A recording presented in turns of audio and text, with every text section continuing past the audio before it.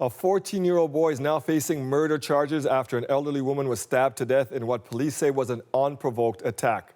Clara Pasieka joins us from the scene near Whites Road and Finch Avenue. And Clara, the accused making a brief court appearance today. What more do we know?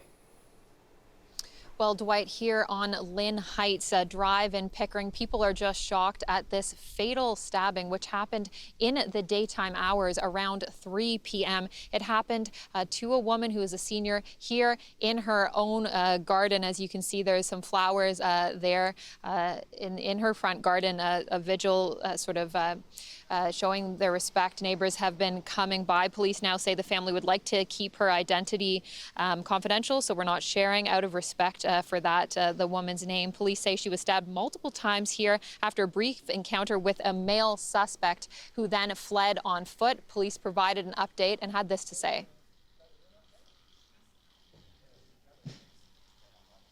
So we're looking into reports. We are aware of some reports that he was seen in the area. Any connection to this area and any connection to this victim, we are still looking at. As of right now, I can still tell you this appears to be a random attack, and we do have no connection between the victim as well as the male that's in custody.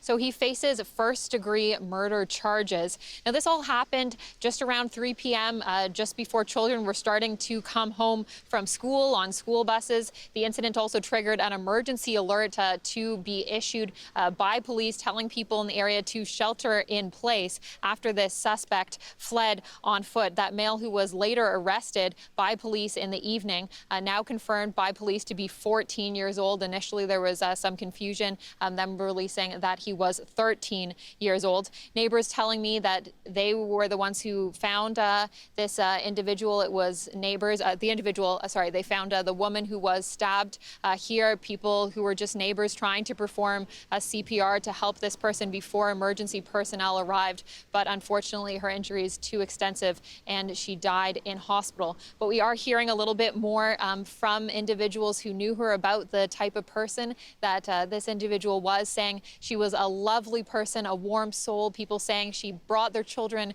cookies when they were small. Jam jars at Christmas would show up on their doorstep. Have a listen to what people are saying.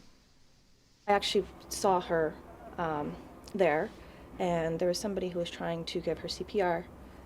There was a few other neighbors who were around, probably about 5 people. But because it seemed like it was under control, and I didn't see any, there's nobody else around. They were trying to resuscitate her. I'm living like 8 years here in Pickering. Yeah. I never heard a situation like that. Yeah. So it's really shocking for me. Noticed the scarecrow all the time. I really appreciated her presence in our community. She's a lovely lady. She's a retired school teacher, and our kids just really enjoyed watching how she would dress up the scarecrow. So it felt important to me to acknowledge her presence in our community and that she meant something to us. Now, it's not just impacting this specific neighborhood, it's having an impact on the whole city. We heard from the mayor of this city, and he had this to say. Randomness of this act, the senseless violence that occurred on our usually safe city streets is very troublesome. Mental health, I'm not a psychiatrist, I'm not a psychologist, but this is not the act of a rational, adjusted person.